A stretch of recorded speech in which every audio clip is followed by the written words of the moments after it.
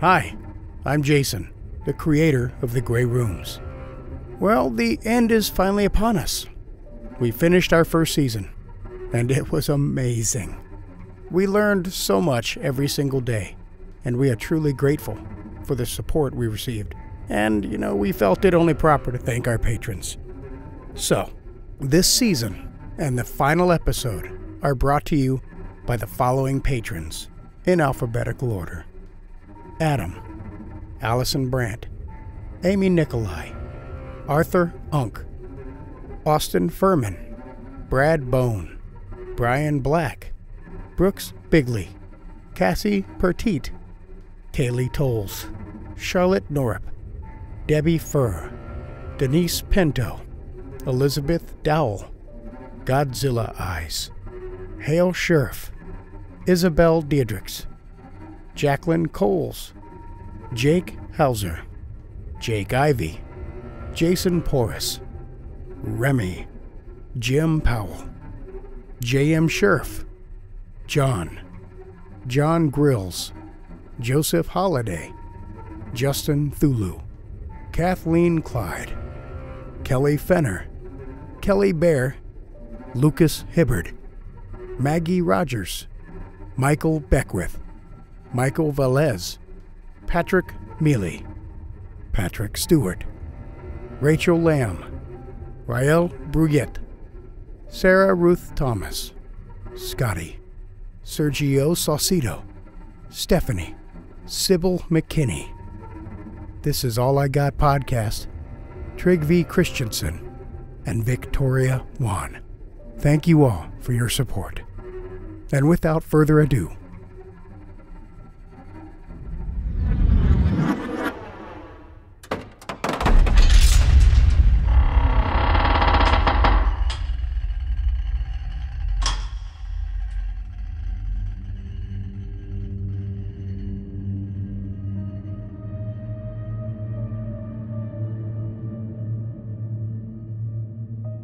they say that the Grey Rooms are about death and suffering.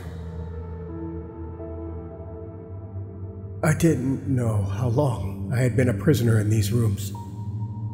Every day felt as if I had become someone new. Someone who's about to die. I experienced their tragedy and sorrow. I felt every ounce of their pain. And then I ended up here, through another door, just as every other door that I was forced to choose. But this one seemed different, personal. I was trapped in a cell, and everyone knew my name. Raymond Alexander Greene. This wasn't someone else's story anymore. This door, I'm sure of it, was how I originally died. The man whose shoes I was now standing in was none other than me. I remembered who I was now. I remembered what it was that I did that was so terrible. I remembered being on death row.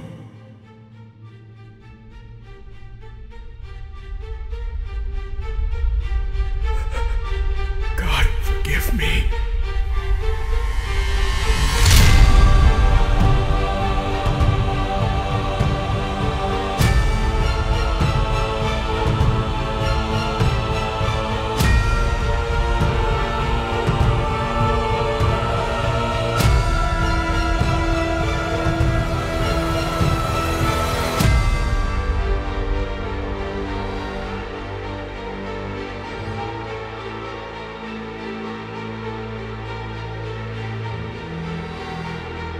Season 1, Episode 13. Everything ends.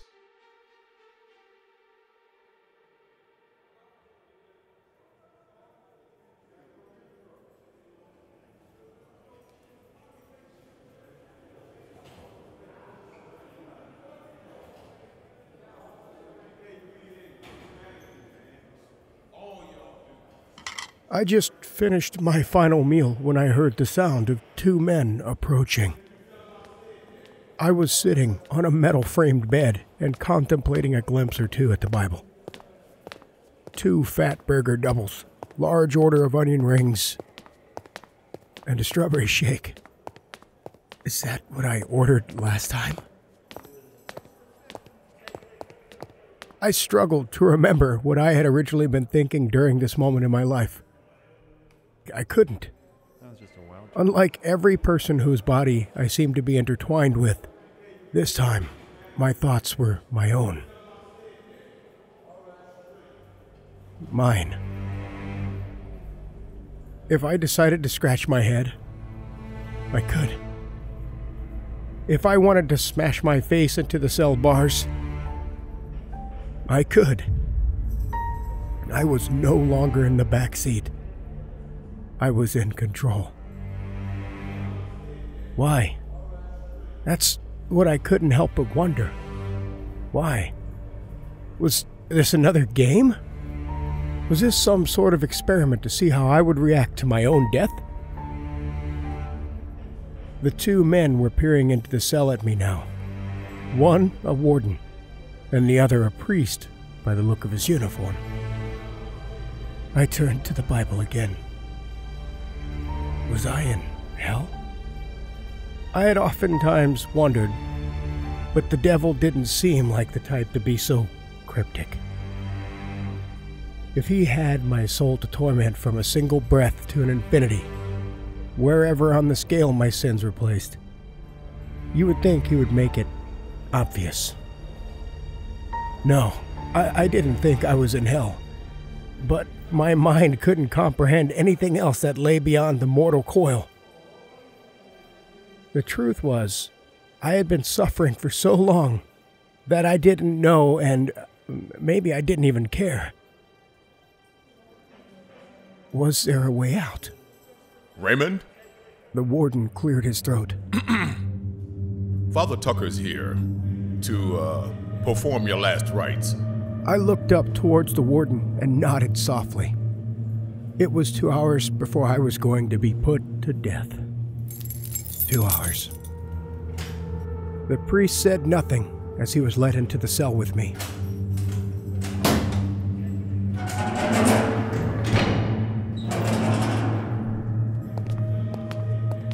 I wondered for a second if I could lash out at him. What were they going to do? Kill me? But I didn't want to do that. I wanted to die. If the Grey Rooms had shown me anything, it was that death was nothing to fear. It was something that just happened. Like falling asleep. Sometimes it was painful. Sometimes it was scary. But after the things I had experienced, it no longer had power over me. I accepted. No, I embraced it. Beyond my cell, there were attendants recording my every move. Raymond took a piss at 8:05 a.m.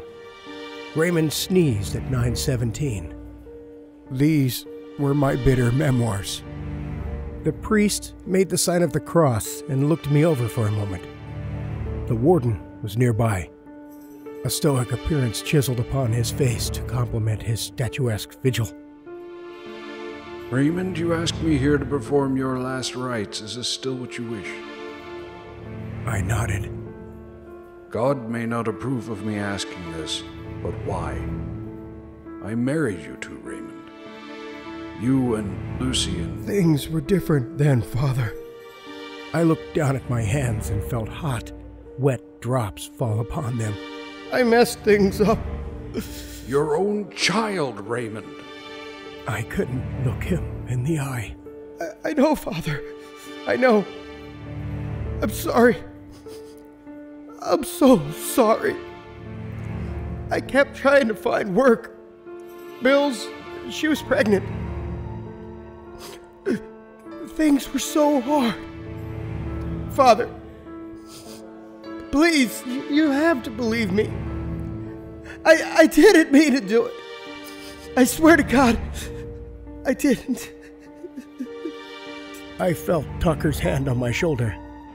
I could feel the resistance, and I knew that this was hurting him. He wanted to see me suffer for what I did to Lucy. And my son. He didn't even have a name. My God, I didn't even get to give him a name. Let us pray, Raymond. If the Lord sees fit to grant you mercy, his will shall be done. I closed my eyes, bowing my head to pray to a God that I knew wasn't there. This had already happened before, and there wasn't a God in the universe that saw fit to save me. O Father in the heavens, hallowed be your name. We stand before you this day pleading for Raymond Greene's soul. He has admitted to his sins and seeks repentance. We know of your glorious wisdom and mercy, Father, and recognize you as the final judge presiding in the trial of life, and ask that, if it be your will, that you will please read this man's heart and forgive him of his actions. Father Tucker paused for a moment. His grip on my shoulder squeezed tighter now. There is no forgiveness for you, Raymond. You're going to feel pain, and you're going to die. This is not how the story goes. You didn't speak to the priest. You whimpered and cried like a child forced to sit in the corner. My eyes popped open, and I stared at Father Tucker. Something wasn't right. That wasn't Father Tucker, despite it coming from his voice. "Bob," I whispered. There was no answer coming from the priest. His eyes were affixed to my own, piercing them with a terrifying trance-like gaze. "God is good," he muttered continually. God is great. Father Tucker. Is good. God is great. Father?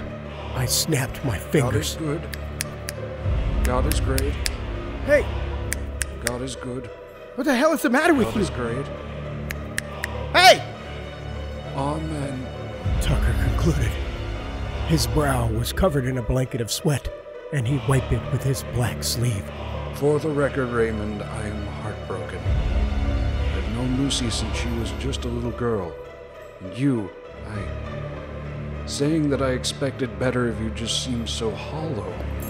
The warden approached and unlocked the cell so that Father Tucker could leave.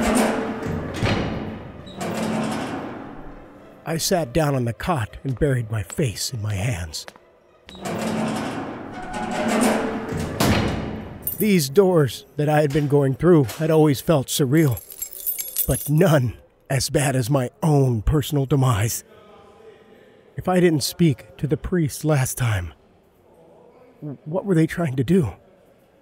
Allow me to see all angles of how much of a piece of shit I was? Raymond, one more thing, Tucker called out. I struggled to look at him. I might have accepted my death, but I hadn't quite found a way to live with the shame that I felt. I deserved this. How does anyone find a way to put that behind them? It's a good thing you never ate that birthday cake. I squatted and took a hot, steamy shit in it. Laughter. Father Tucker's eyes bulged and his grin stretched ludicrously wide as he roared the laughter of a madman.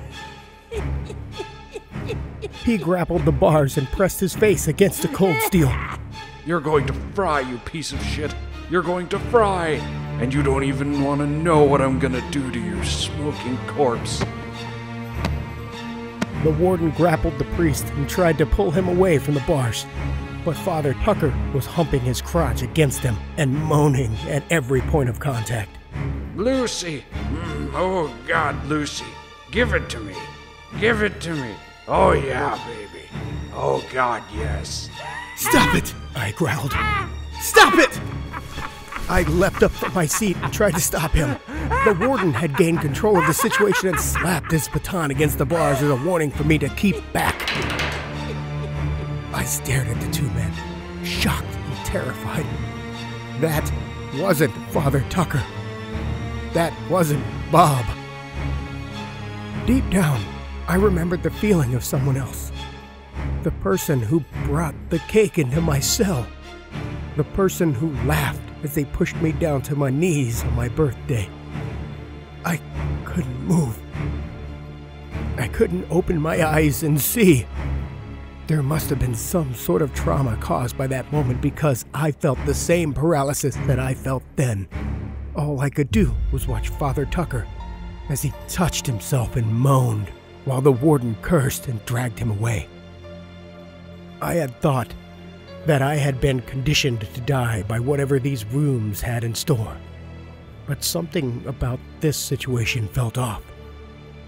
It filled me with a sense of dread I hadn't experienced in any of the people whose situations I had taken part in. In my own shoes, I felt like there was someone trying to muck around and make it worse. There had to be something that I could do.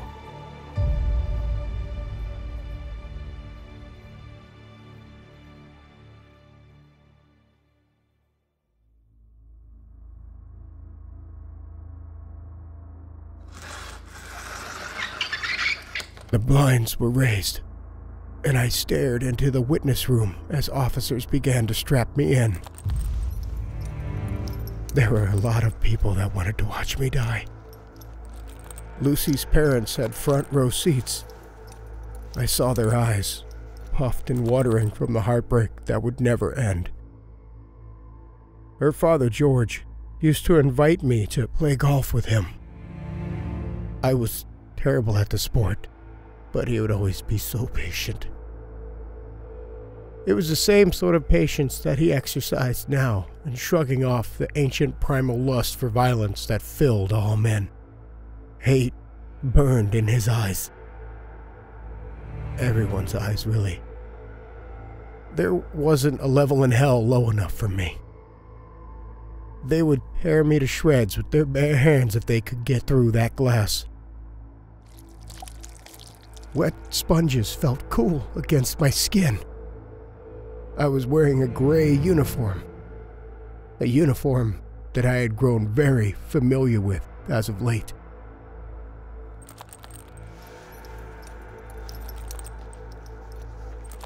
The men were done with the straps now. It seemed to take an eternity for them to finish buckling me down into the chair. Blindfold? I shook my head at the officer. I didn't want a blindfold. Did I accept one before? I couldn't remember. But this time, I would look everyone in the eye. I would let them see what I saw in my last moments. The metal headpiece was coming now. A wet sponge was placed on top of my shaved head. My heart decided to wake up and run a marathon in my chest. My lungs ached, and I found it hard to breathe. Jesus Christ! They're going to murder me in front of all of these people. I didn't even do it. I didn't murder Lucy. That was a long time ago. I forgot. I'm different. I didn't murder her. It's not me. In a panic, my eyes rapidly scanned the room. There was George again, patient as always while awaiting my death. Caroline, Lucy's mom, who mouthed an obscenity at me for taking away not only her child, but her grandson. I saw Aaron and Mike from the anniversary that I remembered. They both stared down into their laps, refusing to see me. They don't want to look me in the eye and remember that I wasn't always a monster, I thought. Further back in the rows of witnesses, things got a little strange, and I suspected that it was my mind playing tricks on me. Cherry was seated with her father. She raised a fork to me and laughed gaily in the moment. Private Bowler was there, and fortunately for him, there wasn't a rat lodged in his face. I saw the sister of the girl in the coma. She had put her sister to sleep and now she was there to see me off as well. That bitch really hates her sister, I thought, suspecting that she wanted nothing left of her, not even the memories that I took with me. A rocking chair with the ghost of a bitter old woman was placed in the middle of the room. She was sewing something, probably her wedding dress, while looking up at me occasionally with a smile. It's like everyone and everything that I had experienced hated my guts. The strangest thing was seeing the gardener from when I was trapped in the hotel, and the gardener that was trying to take over my farm, seated together. The monster poured some of his magic weed water into the shotgun suicide's head, and I watched as vines started to pull the flesh together and mend his wound. They laughed and embraced, and then focused on me as the metal headpiece was placed upon my cold, wet head. I didn't want them here. I didn't want them to mock and gloat. I already died so many times. And here was everyone who thought I was a piece of shit my entire life and all the lives I have lived since. Why were they here? Why did they have to be here? I heard the thrum of electricity, the single bulb above me erupting in light as bright as the sun. 2,000 volts, 15 seconds. That's what they were going to shove into my body to stop my heart. Quick and painless. Followed by a lower voltage for 20 more seconds that would damage the rest of my internal organs. 35 seconds. It wouldn't be long now. I was strapped in, helmet on, good to go. Time to take a rocket to the moon, baby. Bye-bye, and off we fly. Didn't even have a name. I was staring at my son's grandparents again when it hit me. He never took his first breath. He never learned how to ride a bike. Never got to watch a movie or share a first kiss. I killed him. I killed him. He never had a chance. Never had a birthday. I never even got to see him smile. The world around me was a blur. I felt and heard the discharge of static around me. I couldn't blink the tears away fast enough. I couldn't move my arms to wipe my eyes. This goddamn world that I was in was all fake. It already happened. It wasn't real. I don't want to go through this again. I want to see my son. I want to see my wife. I want to see my son!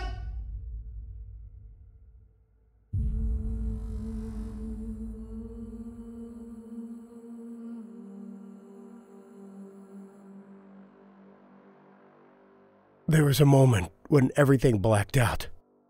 I thought that the switch had been pulled and I was already dead. So that was it then. The curtains were drawn.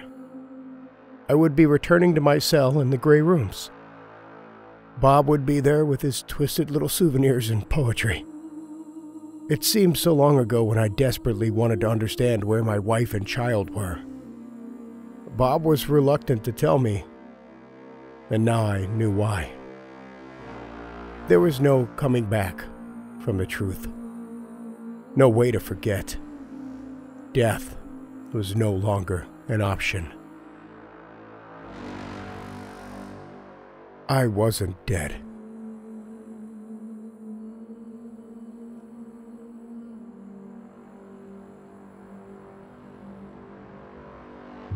I'm not sure when the darkness faded back into light, but I know that I was lost in my thoughts when suddenly I realized I was standing on the sidewalk in a town that I had lived in almost all my life. The sun lit a perfectly blue sky. Birds could be heard hidden in hedges and trees surrounding me. A pigeon tilted its head awkwardly after landing not far from my sneakers. Sneakers! I wasn't dressed as a prisoner anymore. I took a few steps forward, mouth gaped and surprised, and the bird quickly flew off with a start. There were people walking along the street, traffic lights and cars stopping at them. I was free. This was some kind of trick, I thought. Some sick and twisted trick like they always pull on me. It was pretty damn elaborate, though, I had to admit. I was about to cry out to Bob that he was going to have to do a lot better than that when I felt my back pocket vibrate. I reached around and felt a cell phone tucked within. I brought it before my eyes and stared dumbly at the lit screen. Lucy was calling. Lucy, my wife. I knew better. I knew something bad would happen. They told me she was dead. Hell, they were about to execute me for killing her. I knew it wasn't her. I knew it. But I didn't care. I wanted it to be her so bad. Hello? Oh, Raymond! Thank God! Did you pick up a present yet? What? Earth to Raymond. It's only your son's birthday today, mister. Snap out of it. I hesitated. My heart had grown so calloused in the rooms, and I wanted to scream at her. I wanted to open up the Pandora's box of curse words in my repertoire and really let those assholes have it. But the sincerity in her voice, and hell, the fact that it was her voice at all, compelled me to play along. She said it was my son's birthday. My son. He was alive. An idea came to me, and I thought I had them this time. Lucy, hey, can I talk to him? Just for a second? Ray? You sound shaken up. What's going on over there? It's nothing, honey. Please, I really just need to hear his voice right now. Okay, I get it. I miss him too sometimes. I can see why men don't let the world know they can be sentimental too. Jeez, it's so damn weird. I was shaking. The whole world continued to pass me by. I heard an airplane slowly fly overhead. I smiled as two colorful parachutes suddenly appeared, floating like dandelions in the wind. I saw a squirrel run up a tree. I could smell gyros being cooked on the rotisserie in a food truck parked nearby. My nose started to run, and I wiped it with my sleeve. My son. Surely. They couldn't. Hi, Daddy. My heart. Just as the world spun quickly around me, it crashed to a halt when I heard his voice. My lips quivered. My eyes stared wide at everything in front of me. But don't ask me what I saw, because I didn't see a damn thing. My son. I had never heard his voice, and I realized that it was because of me that he never had the chance to speak. How was he on the phone? What a heartless bullshit was this? Mommy made pancakes and I ate them all. I didn't know how to answer. I didn't even know what to call him. But if this was the only chance I had to listen to my son's voice, I wasn't going to live with myself knowing I was too scared to answer. I love you, son. I love you so much. Daddy loves you so much. You understand me? Daddy loves you so much. All right, give me the phone, hon. I could hear Lucy taking the phone off him now. I need to talk to Daddy. Give me the phone. I clenched a fist around the phone. No, damn it. Don't make him go away. Don't take him away. He did, too. He's a growing man, just like his father. Ate all the pancakes. He wanted a pancake for every year, you know? So I made 5 little ones. Don't want to have to feed him rice cakes for year 6, right? Lucy. God, I miss you. I'm so sorry. Sorry for what? Leaving me with the little rascal? Nah, it's okay. Actually, about that, do you think you can pick up an ice cream cake or something? Betty Crocker, I ain't. I think the oven gave birth to the world's largest hockey puck. Yeah, sure. So he's 5. Okay. What's he like, for his birthday? Wow. Did you hit your head before leaving the house or something, Ray? I don't know. We already got him presents, but you wanted to find something extra special for him. Your words, not mine. Right. Something special. Okay. Oh, shit. All right, I gotta go kiss a boo-boo. Love you, babe. See you soon. Oh, Lucy, don't. She was gone. The world resumed its motion, and I started moving with it. Stuffing my hands into my pockets and whistling a happy tune, I was well on my way to finding the toy store. I couldn't believe that I had just spoken to my son and Lucy. Hearing her voice set my heart aflame. There was a skip in my step, and I wanted to scream out to the world about how happy I was. Every old movie where men swung around lampposts while singing in the rain had suddenly become true. I wanted to do all of those things. I wanted to pluck Lucy up off the ground and hold her tight. I wanted to feel the warmth of her body against mine. I wanted to see the love reflected in her eyes. Poetry. I would even come up with new poems about dinosaurs for her. Anything for her.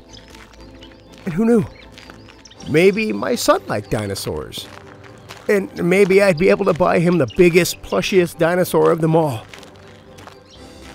I wanted them to be happy. I wanted to be happy. I wanted us all to be the family that we were supposed to be. I guess I was too busy daydreaming when I nearly marched over a man on the street. His shoulder collided with mine. Hard. I took a few steps back and mumbled an apology. You shouldn't be here, Raymond. The collar of his jacket was up, and he held his hat down as if he was a detective in an old noir movie. I wondered how he knew my name, but shrugged it off. I had lived here for a while, I remembered. There was probably nothing more than that. I continued to walk the main drag of town and past the Summer Child Cafe. Lucy loved getting iced coffees there, and I beamed wide at the thoughts of being able to take her there again. The weather was so nice that it wasn't surprising to see a small crowd of people seated outside the building. They sat at tables under the shade of umbrellas suspended overhead.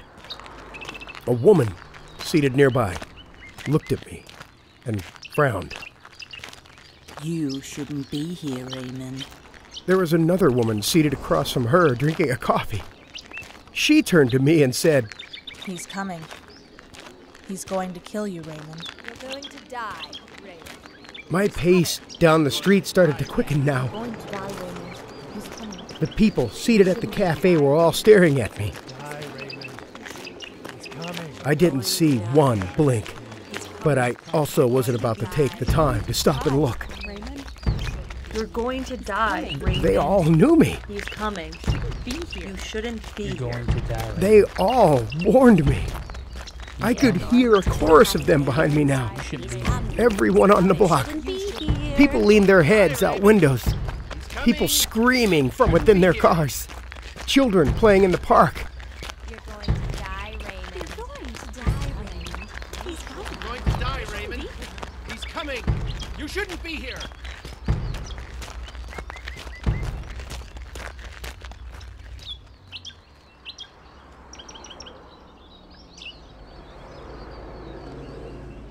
I passed other familiar stores.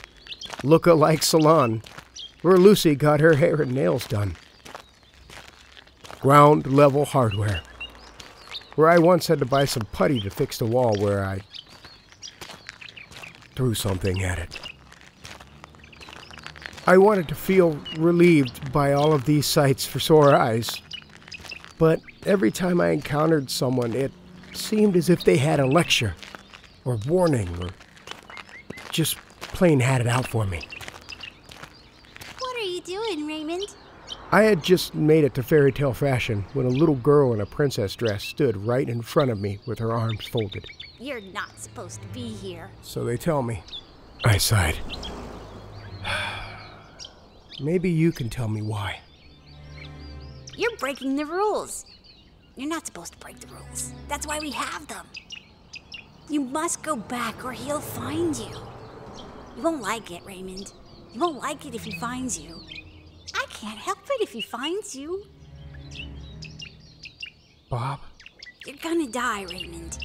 One way or another. You're making a terrible choice.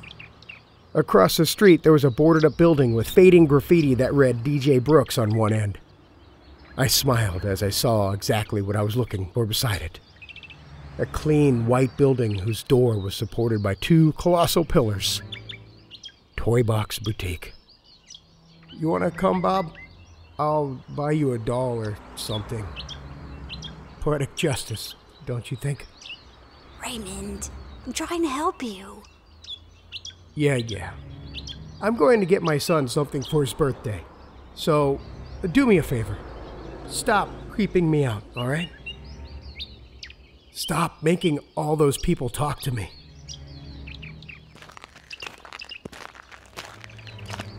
Bob warned me one last time as I crossed the street. I tuned him out with thoughts of what I could get my son. I reached along my opposite side and discovered a wallet. I found $60 in cash and noticed a few credit cards as I made it to the other side and approached a door. My driver's license bore the same address where Lucy and I had always lived. Was this some alternate reality where I didn't mess up?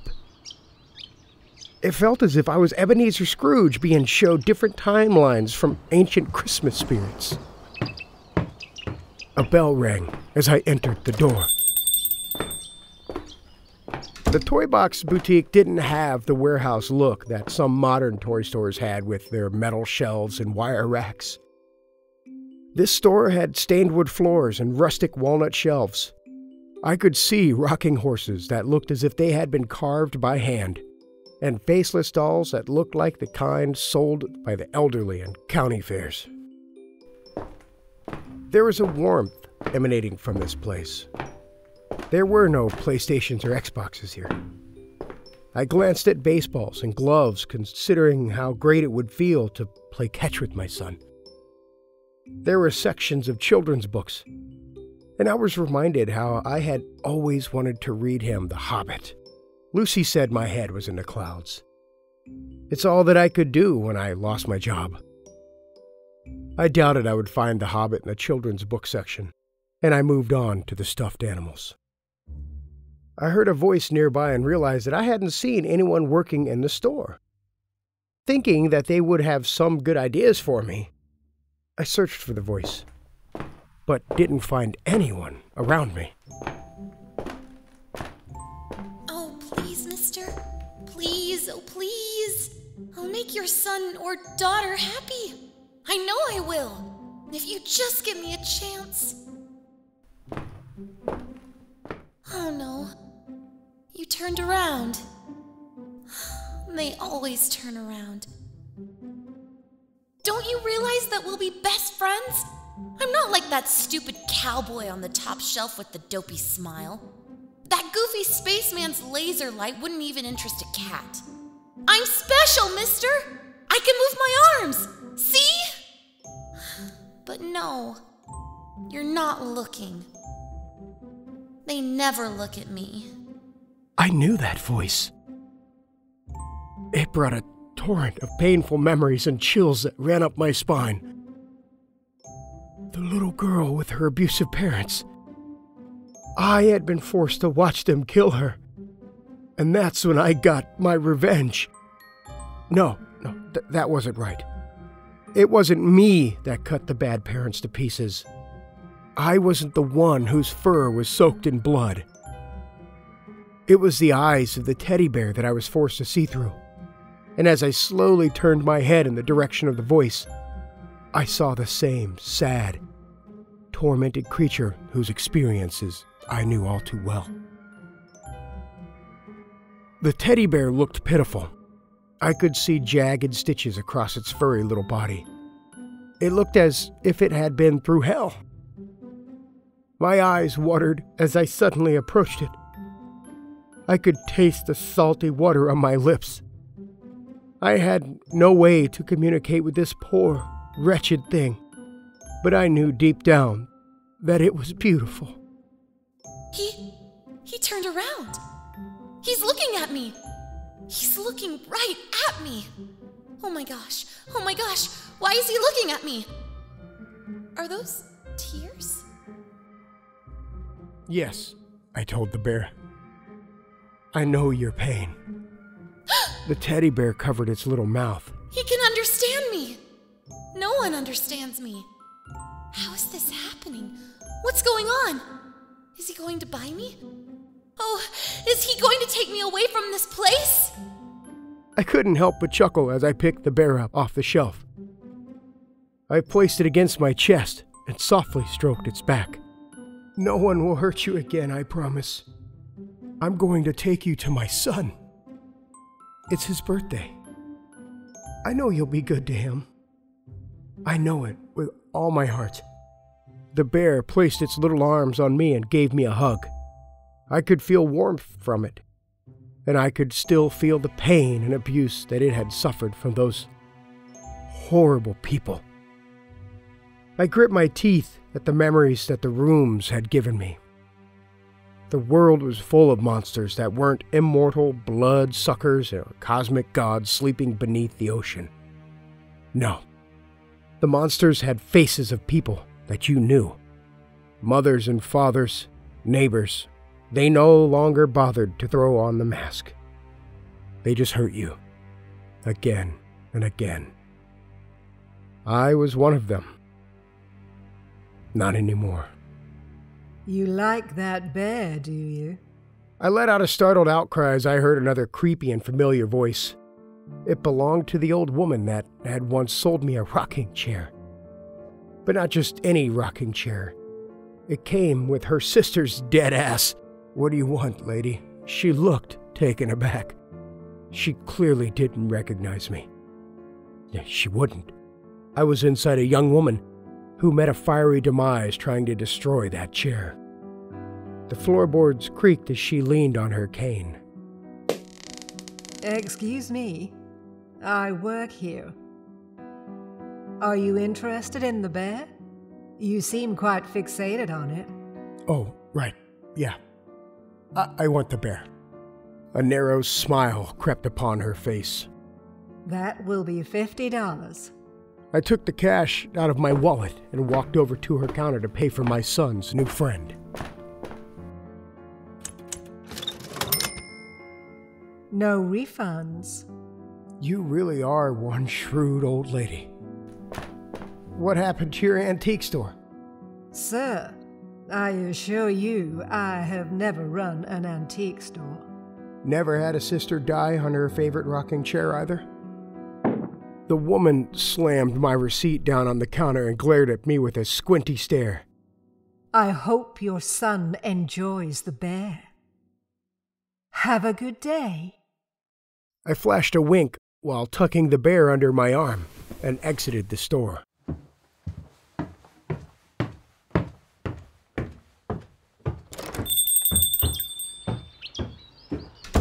I was so happy to leave that place after I discovered who was running it. It was strange having all these flashbacks of people and things that I had encountered in the rooms. I started to wonder if I had somehow died permanently, and this was the afterlife. It would have made sense if it wasn't for Bob's constant and dire warnings. Maybe all of this was some sort of test to see if I deserved to go to heaven or hell. Maybe they wanted to see if I learned my lesson. I didn't see any pearly gates, and I didn't see any winged men in white robes, so I doubted it. Still, this was a hell of a lot better than what I had been used to. I was going to see my wife and son, and I had the teddy bear. I thought I'd never get out of there. Believe it, buddy. All right, so now we have to get a cake. Do you eat cake or anything? I mean, it's kind of unusual that you can move, so... No, I get by off the blood of innocent children. That's not funny. That's really not funny. Oh, I'm just kidding. It's kind of unusual that you can hear me, you know? Yeah, it's a long story, and I was interrupted by the sound of tires squealing behind me. I turned and watched a car speeding down the center of the road. It was a black sedan, and the driver was waving at me as he pressed further down on the gas. My instincts forced me to jump out of the way as the car was gunning right for me. And I rolled onto the ground, scraping my arms against the concrete.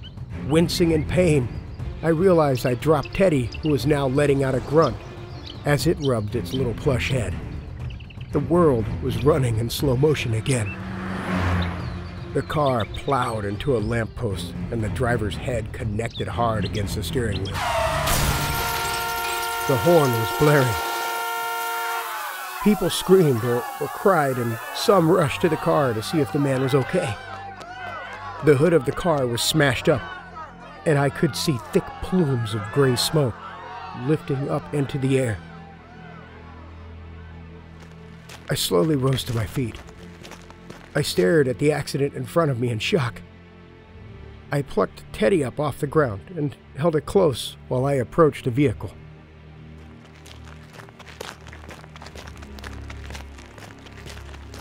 I thought the man was dead, but slowly, his arm grabbed the handle of the door and forced it open. He used the last of his strength, and his hand flopped down over the side of the seat. Raymond! The man wheezed. I didn't hear what he said at first. He repeated it a second time. Raymond! I didn't know this man. Bob, is that you? Are you okay? It was a stupid question now that I think about it. It hadn't registered that this man had just tried to kill me. He had been waving and smiling when I saw him. He knew exactly what he was doing. God damn, Raymond. Holy shit. I've never did this before. This is what dying feels like. The sounds of sirens bleated in the distance. I took my eyes off the man for a moment to see what direction they were approaching. Probably. I'm kind of an expert by now, I replied. Was hoping I'd smash you between the posts there, he said. There was a deep gash across his head and blood cascaded down his face. You know, if I was you, Raymond, I'd run. He ran a hand across his bleeding face and stared at the blood for a moment. This brought a frightening cackle out of him. I felt Teddy press into my body in fear, and I wanted to console it, but suddenly didn't have the will.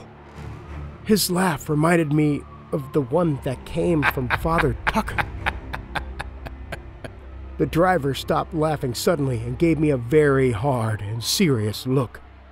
I'm gonna kill you, prick. I'm gonna enjoy it, too. I'm gonna kill your bear. I'm gonna kill your wife.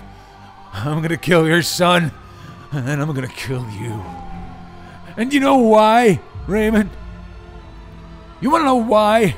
I shit in your cake, and I rubbed one out on your cage, and I made your wife sing to all those doors.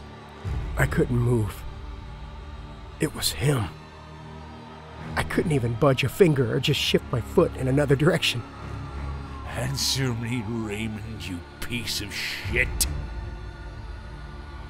I don't know. The driver let out a melodramatic sigh. Oh, well, I figured you were going to say something better than that. Well, let's see. You'll start it. Holy shit! Oh, I'm dying. I feel it. I feel it. Oh, glory. I'm not sure how long I stared at the man's corpse. His head was resting back against the seat, blood still running over his face, dripping down his chin. There was a look of joy in his gaping mouth and wide, radiant eyes. When he died, it looked as if he had basked in every moment of it. Mister? Yeah, Teddy. I could barely focus on the bear. The ability to move had returned to my legs, and I started to force my body away from the place. Away from the incoming police and their entourage of ambulances, firemen, electricians, and tow trucks. Can we go back to the store now? I wish we could, little buddy. Our family is in danger. We have to help them. There wasn't a lot of time now. I had to get to my family and protect them. But they were still too far away. And I didn't have a car. It always seemed strange to see the methods of heroes in movies. There was the loner on a motorcycle, the band of warriors atop mighty horses. Some lucky bastards even had trains that could travel through time. I had $10, and as I stepped off the curb, a bus in which to wage my war against evil.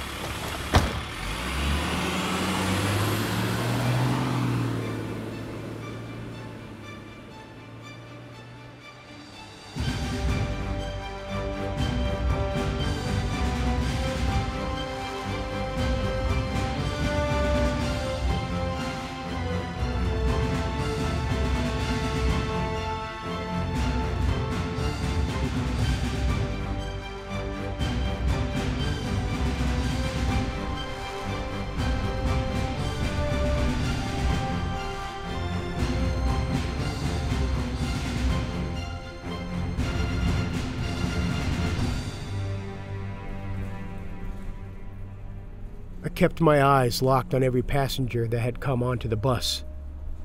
Any of them could be Bob, or the other guy, he that was trying to kill me.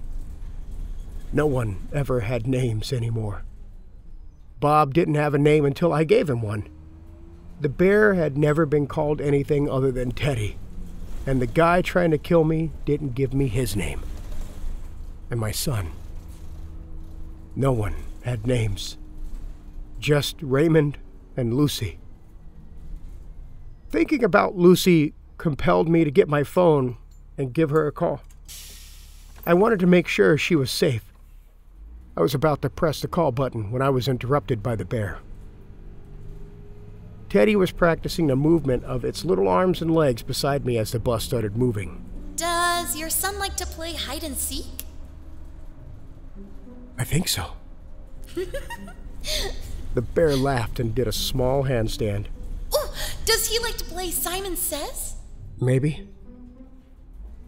You don't really sound like you know much about your son. Yeah, you figured that out, huh? Why was that guy after them? Why is he after you? I didn't particularly want to answer that question.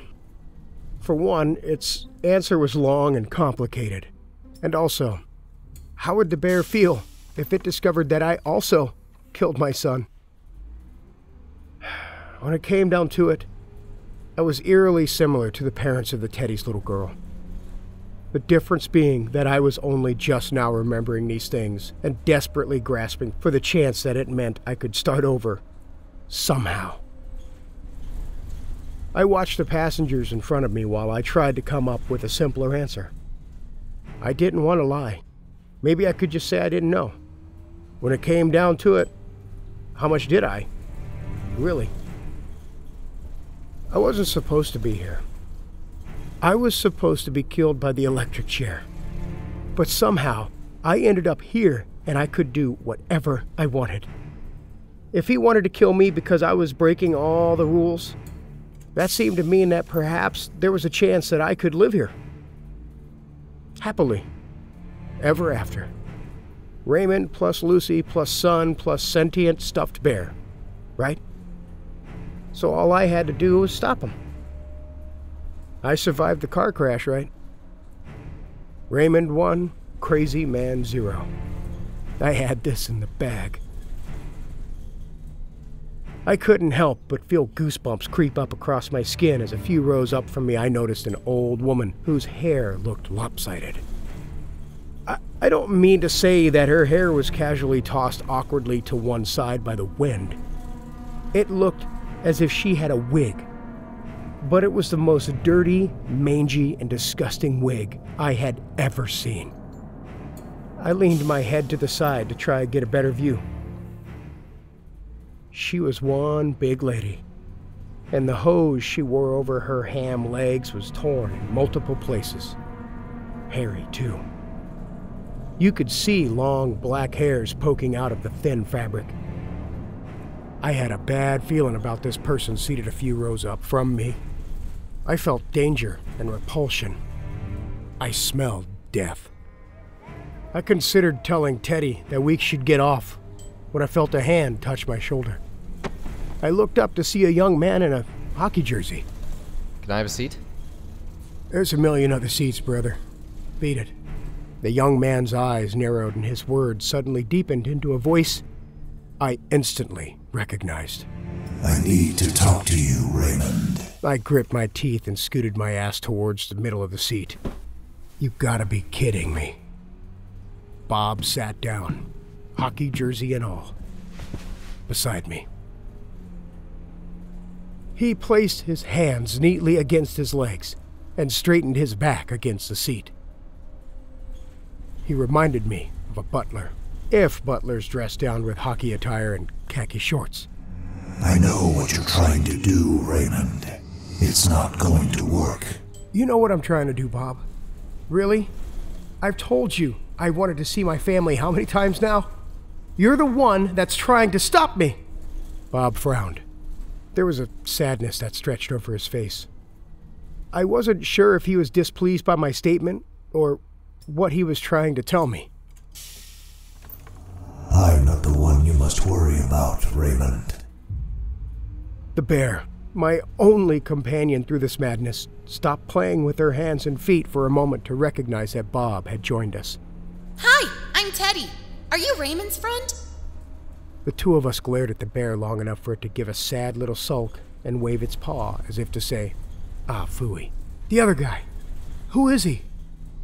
He's called the Warden.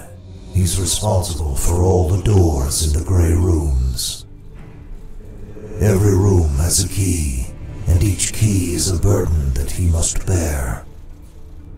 You heard the keys when he approached you before, yes? I nodded. I heard the keys all right. Yeah? You did something to one of his rooms. Changed it. And now he is after you. So you're telling me that the best moments that I have ever had in life are in jeopardy because of this Warden asshole? I don't think you should swear so much, Raymond. I don't think it's good for your son.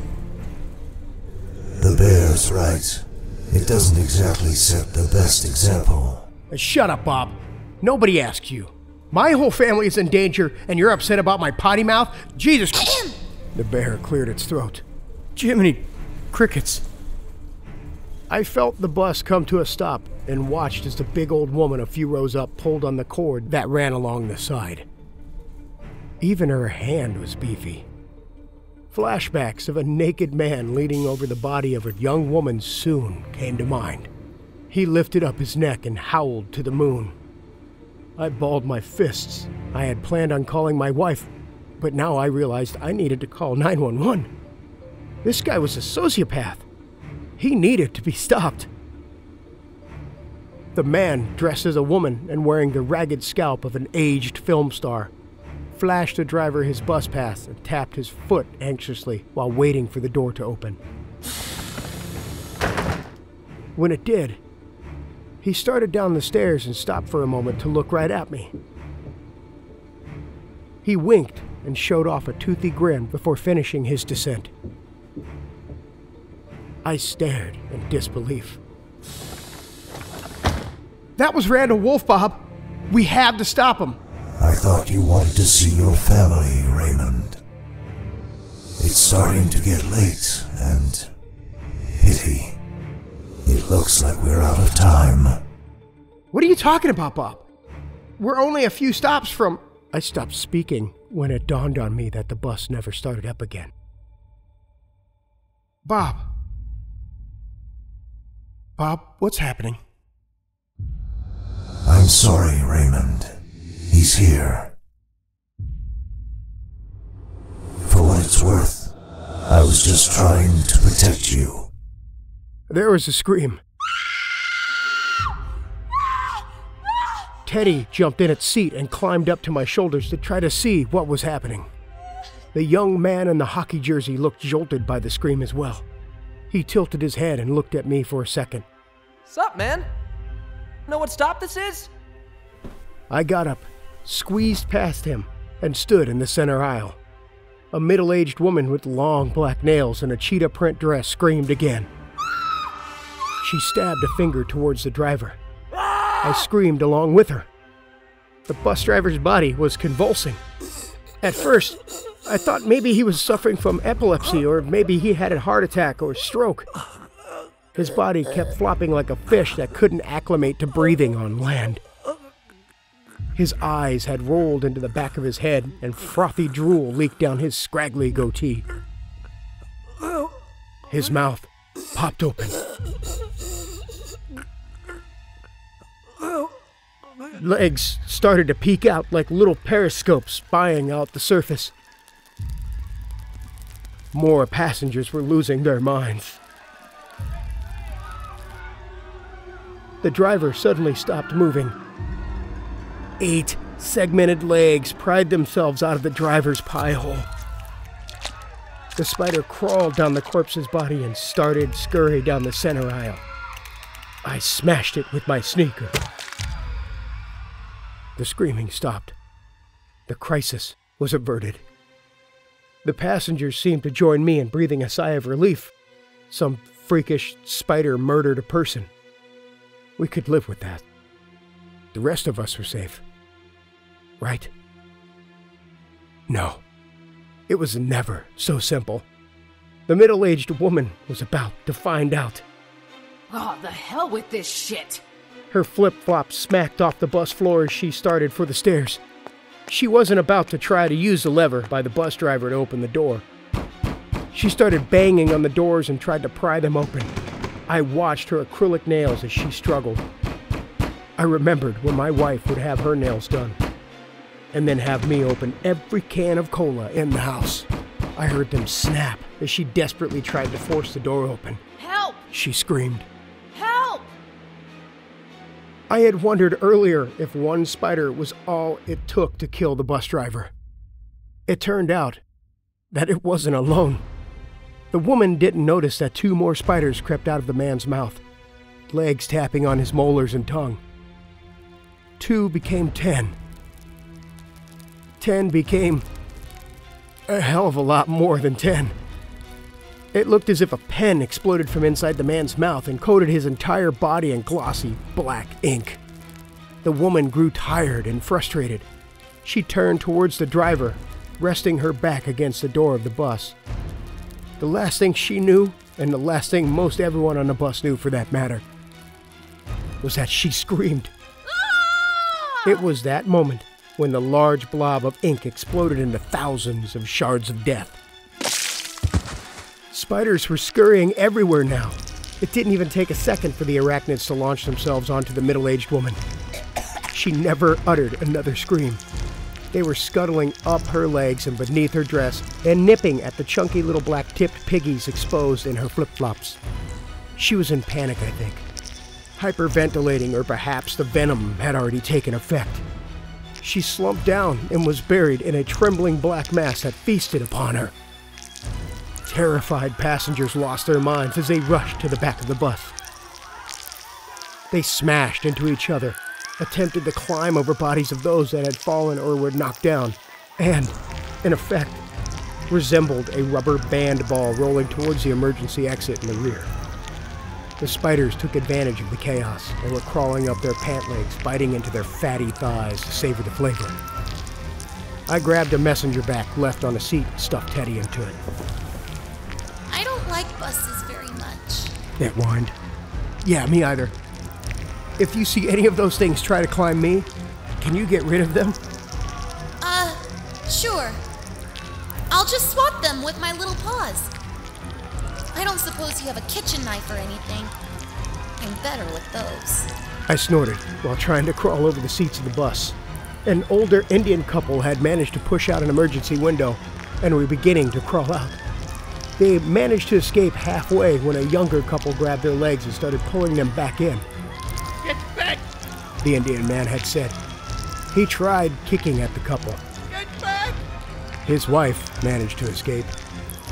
The passengers were clawing at the man and trying to tear him away from the window so they could escape. The entrance was blocked by clawing hands and swinging arms. The man looked at me, and I didn't see the same sort of desperation or fear that was in the eyes of the others. It was heartbreak. He had saved his wife, and humanity killed him for it. The exit was completely bottlenecked now.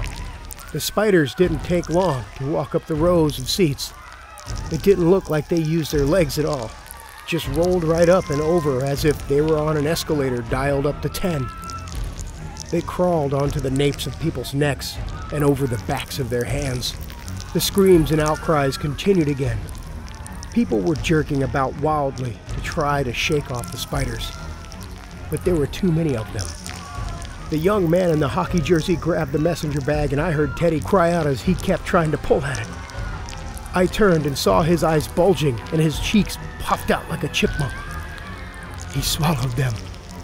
His skin looked gray now, and I could see a ball in his throat growing as the little monsters ascended his esophagus as demons attempting to escape the pits of hell.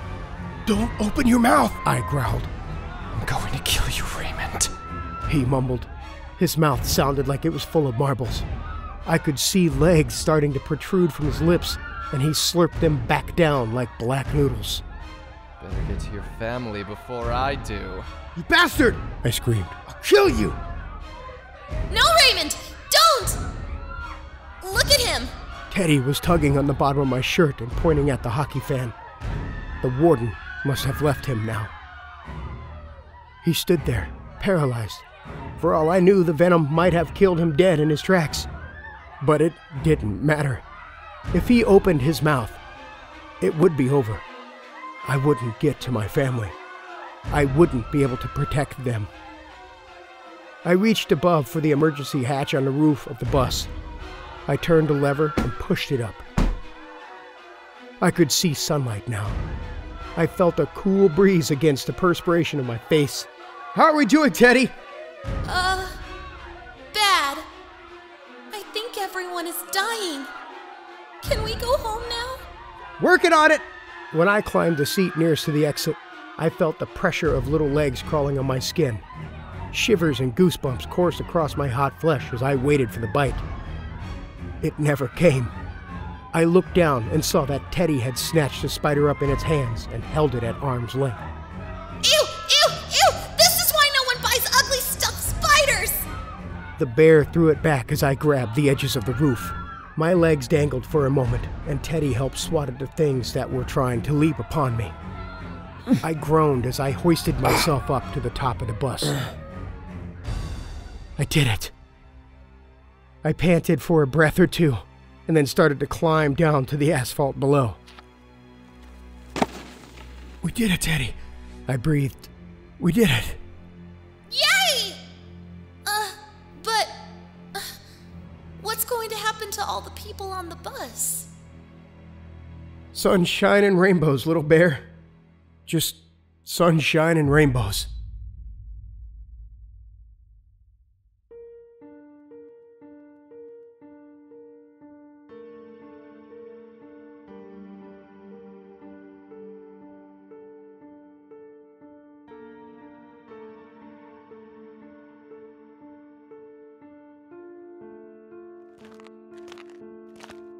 It was the longest trip home in my life. But in the end, my house stood before me.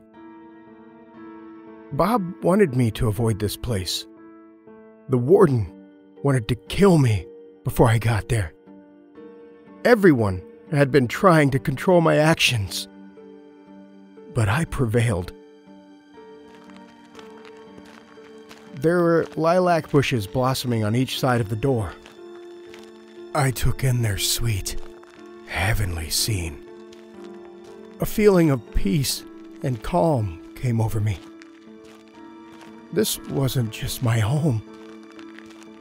This was my sanctuary. They wouldn't dare hurt me here. I don't know why I thought that as I marched up to the front porch and dug out my keys. What was it about keys and doors? One door led to torment, and the other to salvation. Was this a salvation? Had I finally succeeded in the challenge that the gray rooms had placed in front of me?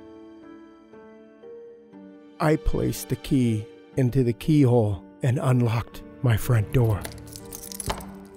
My hand gripped the doorknob, and for a moment, I froze in fear. The warden said he was going to kill my family before he killed me. What if he had hurt them? What if I would go in there and see them already dead? My hand grew hot and sweaty.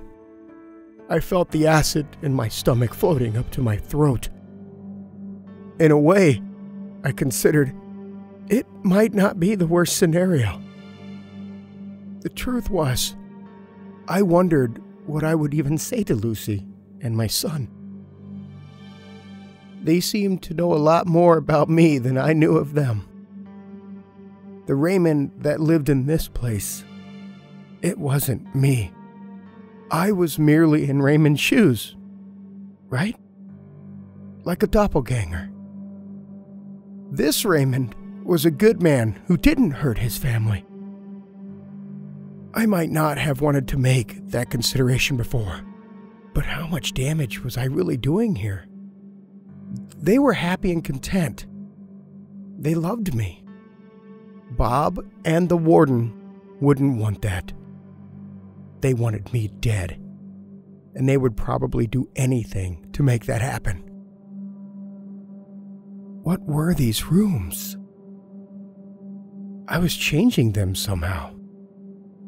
Were these the past or future or alternate realities or... Come on, Raymond! It's time to meet your son. That's what you wanted, right? I had forgotten Teddy was still in the messenger bag. I looked down at it and smiled. I'm scared, Teddy. I don't know what to say to them. It's been so long. Tell them that they're your favorite humans in the whole wide world.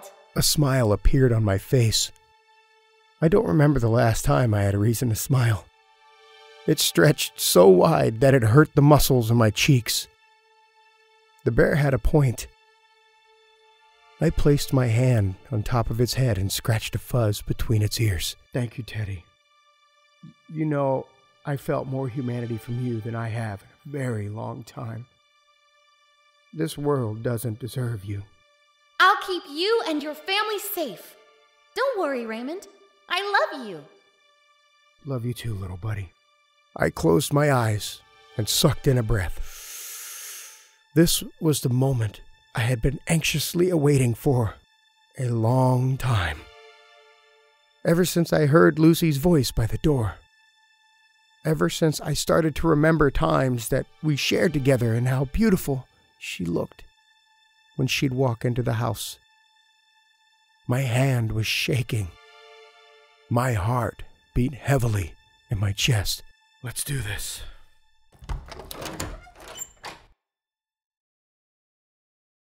I heard the sounds of cartoons as I stepped into the house. There were balloons taped to the wall and a large banner that read, "Happy Birthday," in the living room. I took off my shoes and felt my toes spread out against the plush carpet. I exhaled a sigh of relief. Everything was both familiar and alien. In one corner of the room, there were boxes upon boxes of wrapped presents. I had no idea what we had gotten my son. They didn't feel as if they were mine. And I removed Teddy from the messenger bag and placed it down amongst them with a wink. It didn't matter, I thought. My personal gift to my boy was the best gift in the world. I couldn't wait until he discovered what it could do. He'd have so many questions, I thought. He'd wonder where the batteries went. No batteries, son. He'd wonder how it reacted to what he was saying. No computers, son. It was a special, magical bear. The stuff of dreams and legends. I had just turned my back to the gifts and looked out in front of me when my son came into view. There he was in the archway that separated the kitchen from the living room. He had a juice box in his hand and was slurping it dry when he saw me. I saw his brown eyes sparkle and a giant grin form on his face. Daddy! I fell to my knees and stretched out my hands for him. I couldn't speak. My eyes burned and watered. My boy. My beautiful boy. Sandy hair scattered all across his head. Black Astro conflict shirt. Little blue jeans. He had his mother's eyes. I swear, he had my nose. He was in my arms faster than I could blink. My body began to tremble and my eyes shut tight while I silently cried out all the joy in the universe that could no longer be bottled up inside me. Daddy, we were waiting for you. I know, son. I know. I'm so sorry I'm late. I'll never be this late again. I promise. I'll always be here for you. I'll never leave you. I swear. Oh, God. I swear. I'll never leave you again.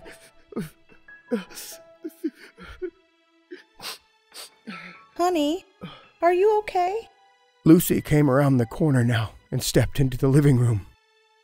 She had 2 birthday hats in her hands, and her initial smile upon seeing me turned to a look of worry. Did something happen on your way home?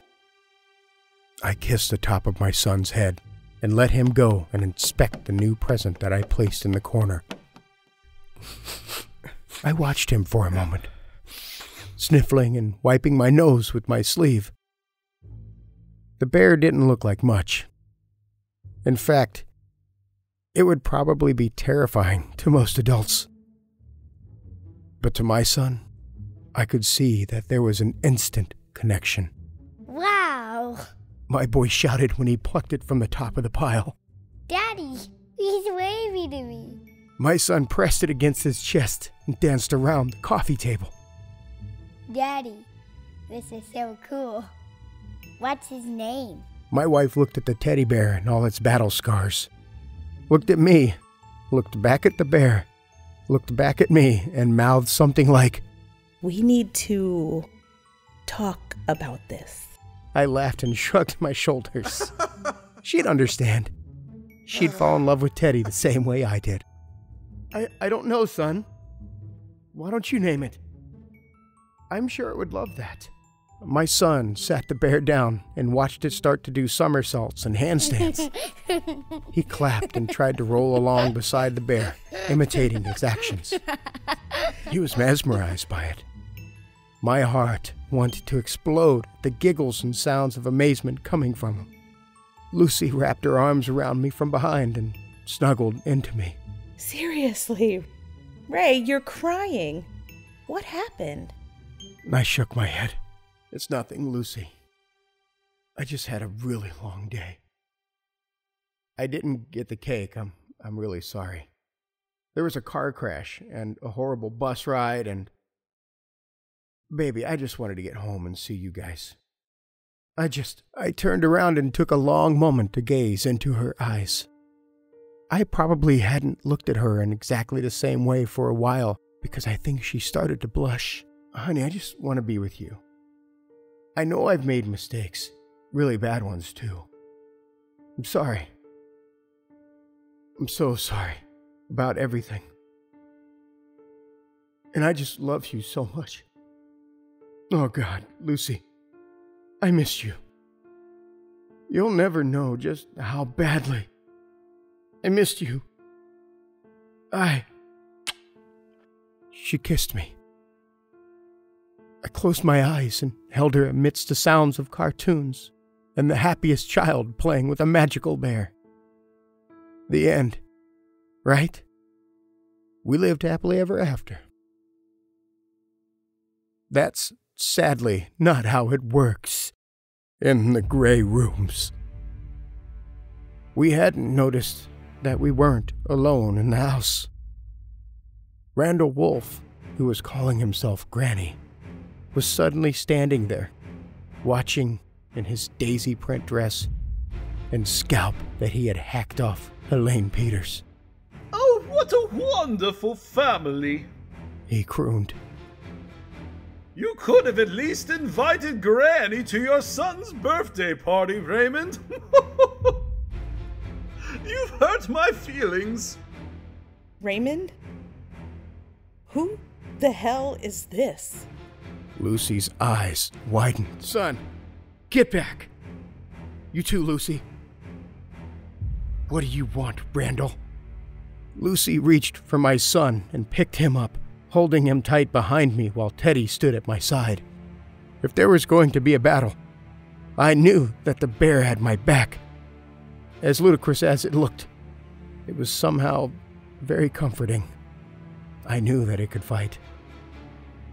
Lucy was definitely going to want to have that talk later. What do I want? Raymond, it's not about me. It's about the Warden.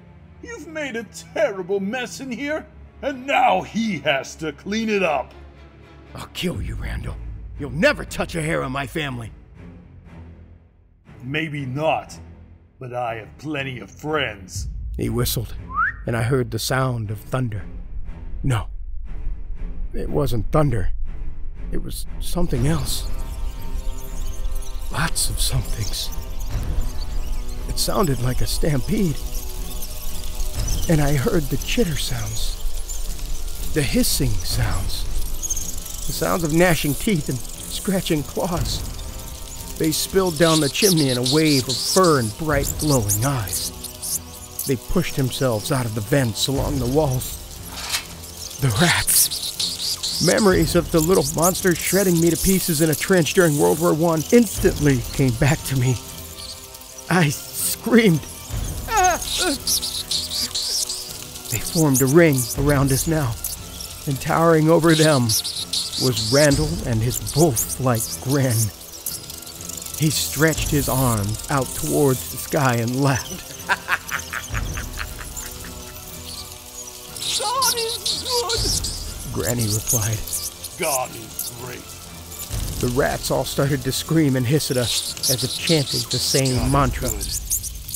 Granny continued over and over again. Raymond!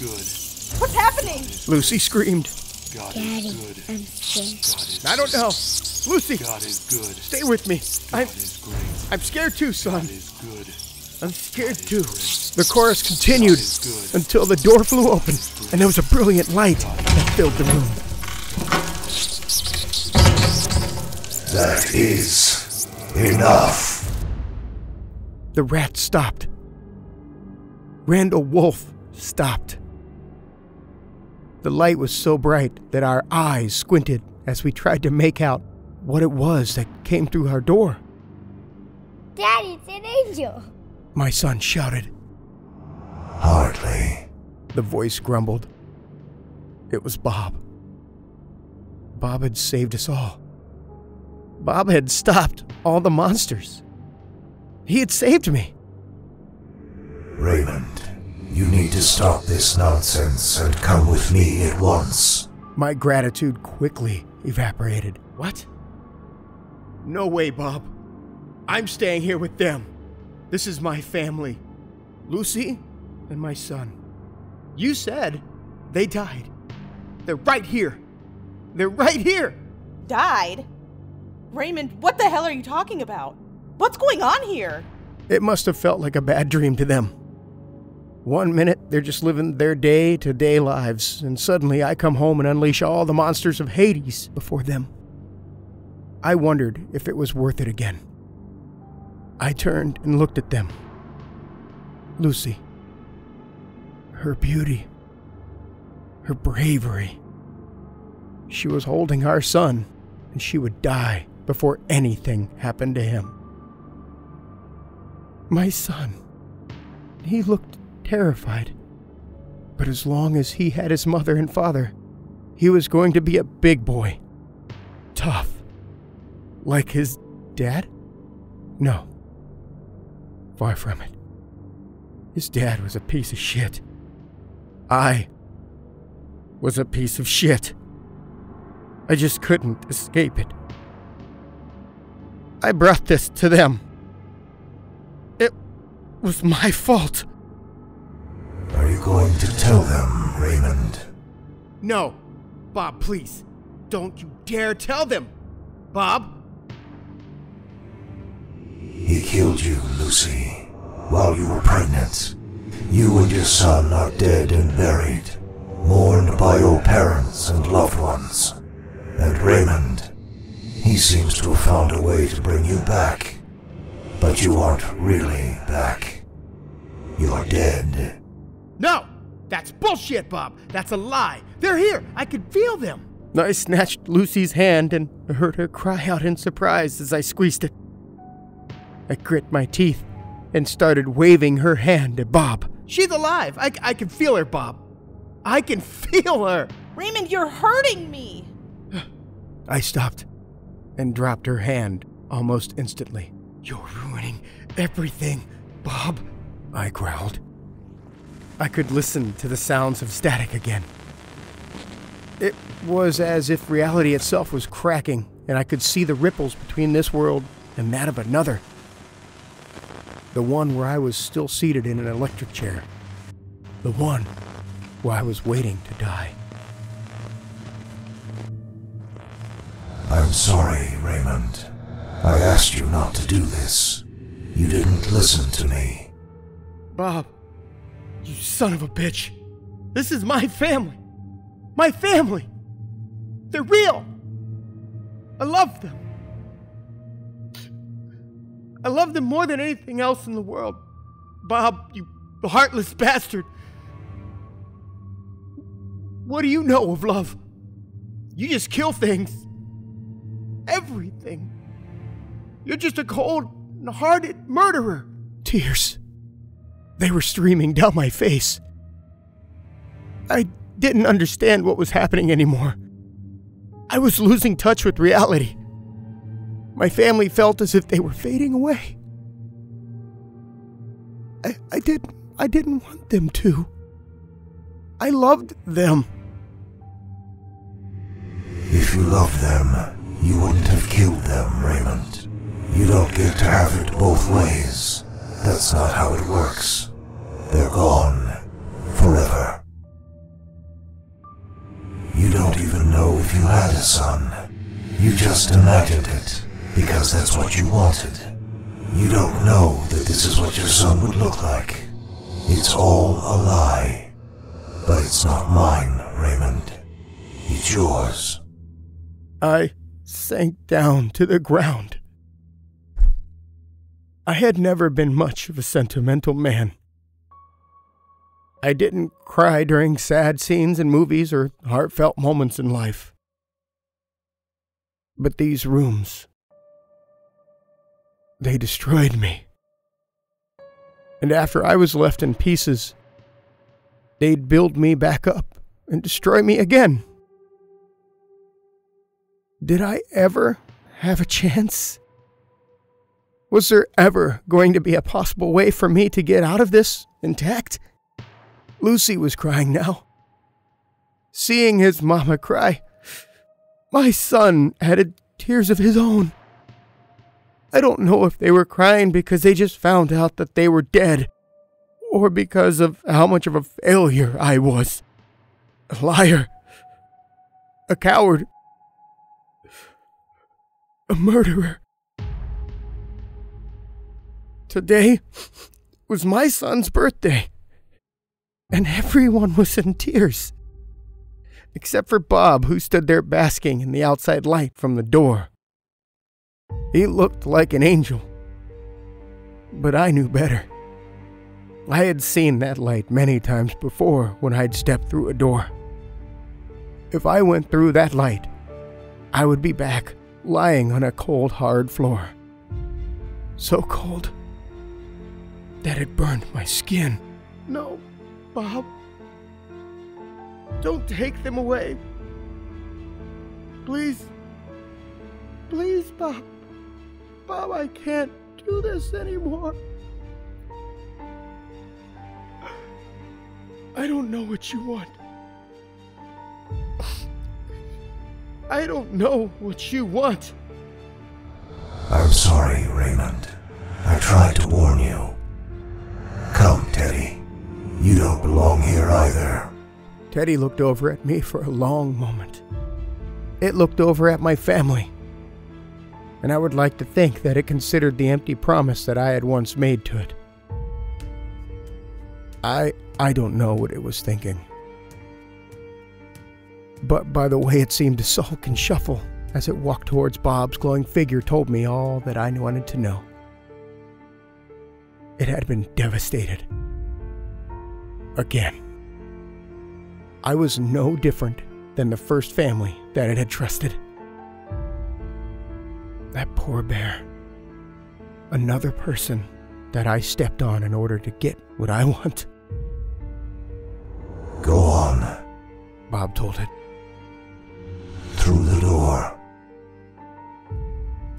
Teddy softly walked towards the light, and then stopped for a moment, looking over at us one last time.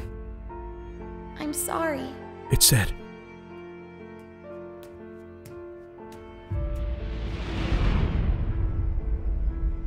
And it was gone.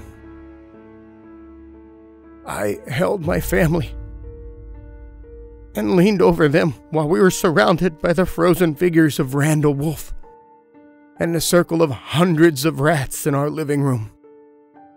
The happy birthday banner that hung above us suddenly gave way on one side and slowly swung down to the floor.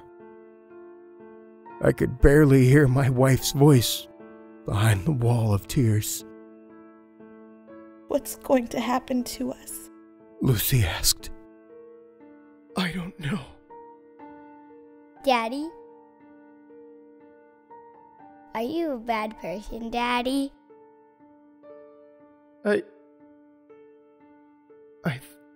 think I am, son. Why? My son asked. Lucy echoed that statement. Why did you do this, Raymond? What's going to happen to us? I don't know. I love you all. I love you. I don't want to lose you. Not again. Please, Bob. Please, Bob. I love them. Bob no longer addressed me. Pull the switch. My wife screamed. My son lost his mind. I shouted, "No!" as loudly as I could.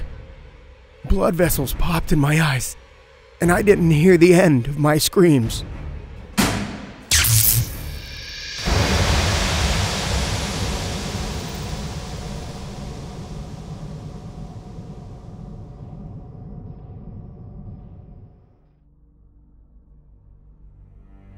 I was back in the chair.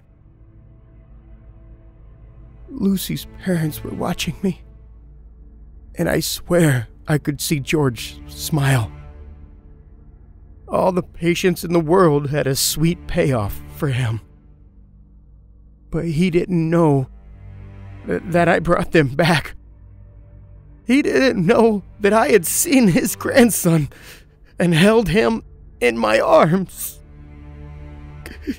I looked next to Lucy's mother. Mouth your obscenities, Caroline. You'll never hear him laugh. You'll never. I watched the light above me. It was flickering. It made tinkling sounds. Those awful tinkling sounds. The first 15 seconds. 2,000 volts. You'll never. I tried to hold on to my thought. You'll never. You'll never.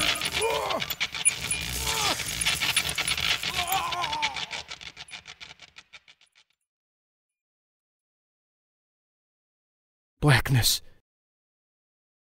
The smell of burnt flesh. You'll never know his name.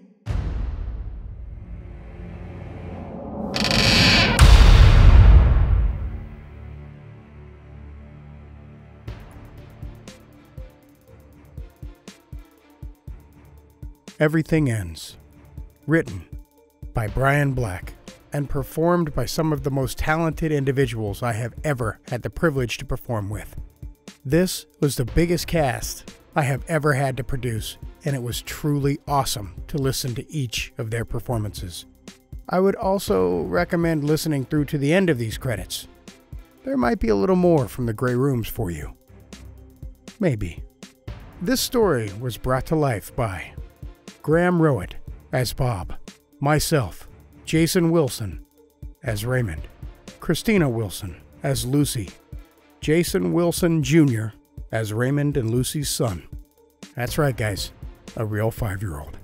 Justin Thulu as Father Tucker. Special guest appearance by David Cummings as the officer with the blindfold. David O'Steele as the man bumped into on the street. Warren Richardson as the prison warden. Charlotte Norup as the seated woman. Victoria Wan as the seated woman with the coffee. Aaron Lillis as the little Princess Bob. Sarah Ruth Thomas as Teddy. Margaret Ashley as the shopkeeper. Alistair Mackey as the driver of the crashed car. Patrick Mealy as the young man in the hockey jersey. Holly Linden as the middle-aged woman on the bus. Michael Riggs as the Indian man on the bus. Brian Black as Randall Wolf. The townspeople warning Raymond were performed by Michelle Black, Bo Chappell, Aaron King, Augie Peterson, Michael Riggs, Aaron Lillis, Gabe Templin, and Lindsay Kelly.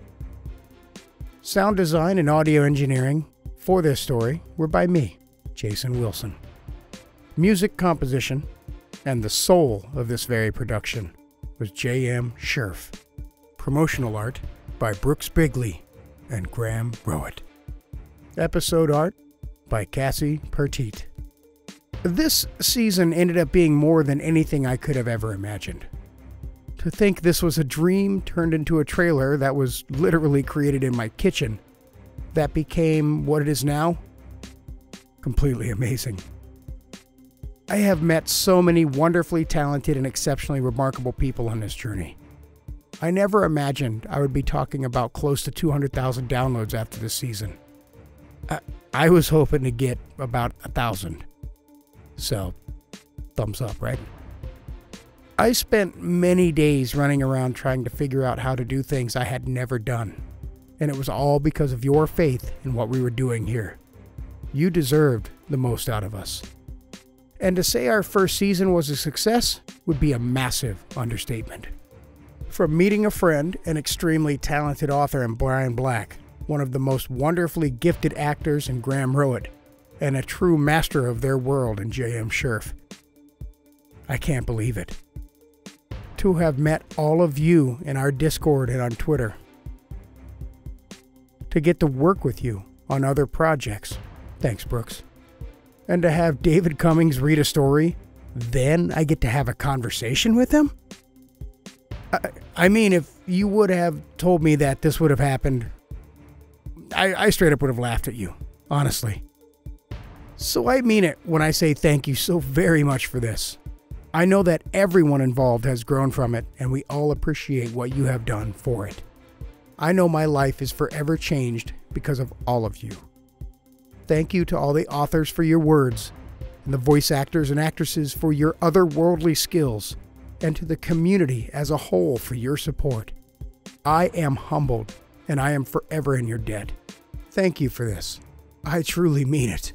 And we are working on Season 2, so we hope to see you again pretty soon. Do yourself a favor and stop on over to our Patreon for our in-between season events such as Bane, and we will be back on later this year. Have a wonderful evening, and know you changed lives simply by giving us the chance. So thank you again, and we will see you in a few months.